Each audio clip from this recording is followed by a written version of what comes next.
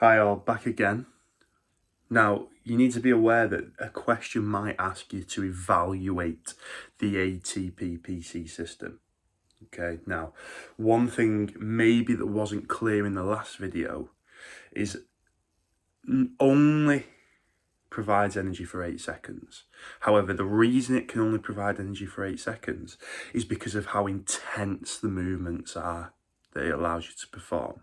Okay, so I can break down that ATP that I have in my system as quick as I want to. Okay, but the energy system I use is dictated by not only the time frame, but the intensity of the exercise as well. Okay, so you need to be aware of that when we're evaluating it. So the advantages of it would be that it's a rapid breakdown of PC.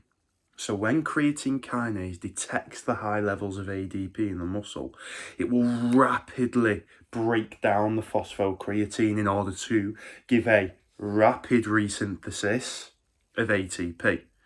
Now remember, if I rapidly break down ATP, I need to rapidly resynthesize it. Therefore, I need to rapidly break down ATP to resynthesize the ATP.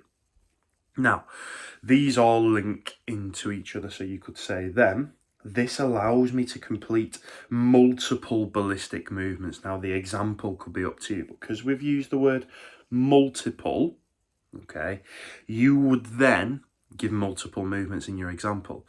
So, for example, in your notes on page 62, it asks you to evaluate the use of the ATP-PC system for a tennis player. So you could say, well, it allows me to sprint across court followed by a powerful shot. Okay, and one more point that I've not got on here is there is no build-up of lactic acid.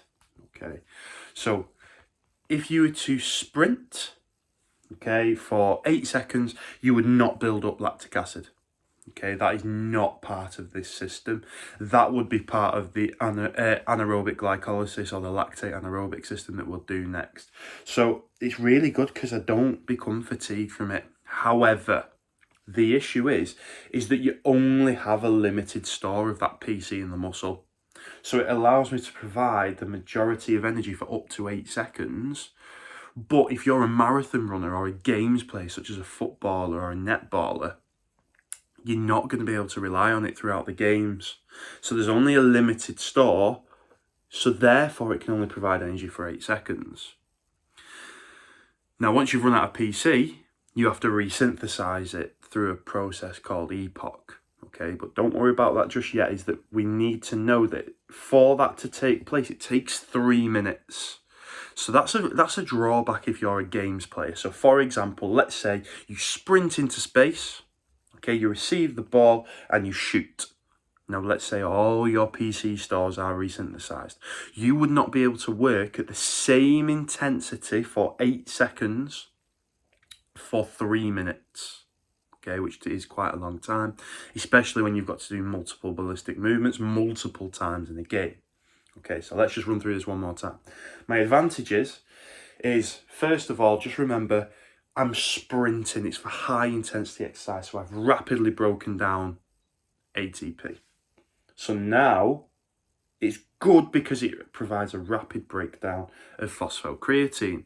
Well, that phosphocreatine allows me to rapidly resynthesize ATP, which means now I can complete multiple ballistic movements, one after another. For example, sprinting into space and then shooting, okay, or sprinting across court and playing a shot in tennis. And the last thing is that there's no buildup of lactic acid. There are no fatiguing byproducts as a result of this. However, the issue is that there's only a limited amount of phosphocreatine in the muscle.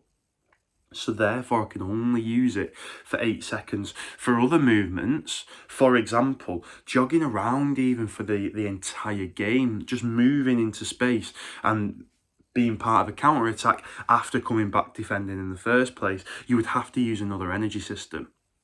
And then last of all, phosphocreatine stores take 3 minutes to fully resynthesize before you are able to access this system for 8 seconds again. Hopefully that makes sense.